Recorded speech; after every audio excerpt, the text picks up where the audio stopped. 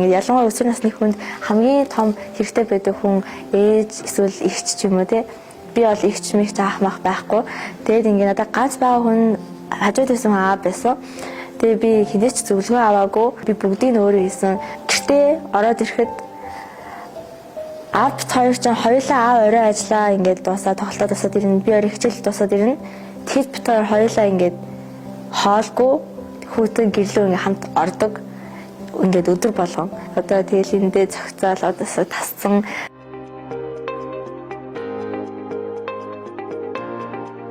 Тэмэтэнөө намайг зөвлөмсөй гэдэг 17 настай хөгжим коллежид морин хийл хөгжмөөр суралцдаг.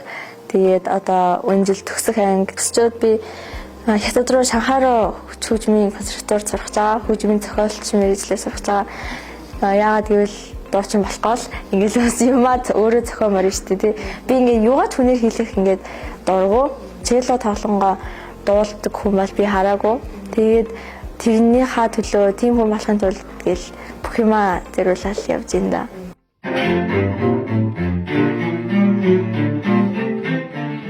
Аавыгаа давсан ааваасаа зөв тийм хүн болохыг ер нь амар хичээдэг. Үнэхээр л ингээд хүүхдүүд гадаа тоглож байхад ингээд бид нэр ингээд хөгжмөө тоглоод ингээд хуруунаас нь цус гартал ингээд бид нэр бэлддэг байсан. Тэрнийхээ хариуд өнөөдөр би ингээд дэлхийн ингээд орнуудаар ингээд очсон, зөндөө олон шагнал үзсэн, их юм үзсэн, тэгээ юмыг ойлгоцсон.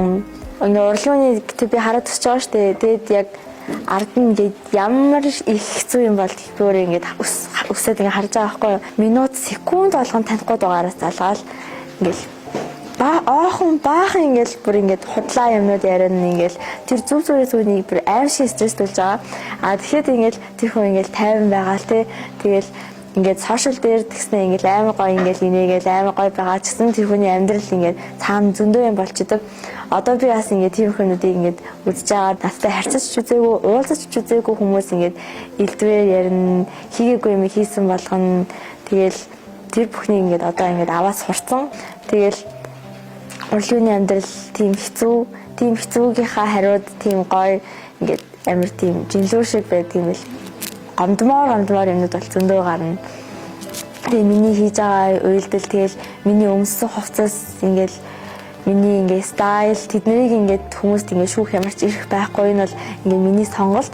Тэгээд тийм юмнуудыг хичнээн гомддог ч гэсэн тэгэл хялцах тусам нэг ялалцаад ингээд явж байна да. Би бол амар юмзэг ингээд хүмүүс ингээд надад жоохон ойрлох ч юм уу тэгээд уурлах юм бол би ингээд уйлцдаг шууд ингээд хүмүүс наваа ингээд гаднаас амар ширүүн хатуу харагддаг гэдэг тэгдэг боловч яг миний дотны хүмүүс наваа мэднэ. Яг үнэндээ тэгэл та нарын тийм амар үгнүүдийг ингээд авч байгаа ч гэсэн би ингээд аваад зүгээр ингээд тэгсэн ч гэсэн бичлэгээ ингээд тоохгүй байгаа ч гэсэн яг үнэндээ өөртөө итгэлээ алддаг хүн энийхээ ингээд хариуд за би үнэхээр л тийм юм байна. Би царай муутай байна. Би ийм хувц өмсөл надад цахгүй байгаа юм байна гэл тэгж бодно.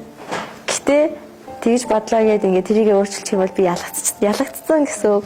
Тийм учраас би тэгэл тоохгүй ойлгох хайхыг хичээдэг. Ерөөсөө тэр коммент юмнуудыг би ерөөсөө уншдаггүй шүү дээ. Чи нэг удаа надтай ингээд ярилцаж үзээгүй. Ингээд миний амьдралаар амьдарч үзээгүй.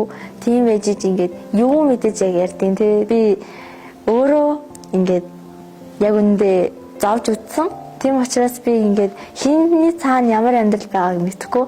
Тийм учраас ингээд зүгээр нэг хүүхдийг ингээд хүүхд рүү ойлгоход муухай харахад хүртэл тэр хүүхд яаж хүлээж авахыг мэдэхгүй учраас ингээд хүн болгонтэй гоё харьцах гэхгүй, хүн болгонтэй харьцах албагүй. Ингээд л зүгээр чимээгүй явж байгаа бол ингээд ер нь өөрт чинь ашигтай гэдгийг ойлгосон. Тэгээ би ингээд ер нь бол ингээд хүмүүст аль болох хамгийн сайхнараа ингээ хандхыг хичээдэг. Тэгээд надтай харьцаж үзсэн хүмүүс ингээд хизээч надад муухай сэтгэл хэлж байгаагүй. Тийм учраас харьцаж үзээгүй байж тэгэж тийм үйлдэл үг гаргахаа байх хэрэгтэй.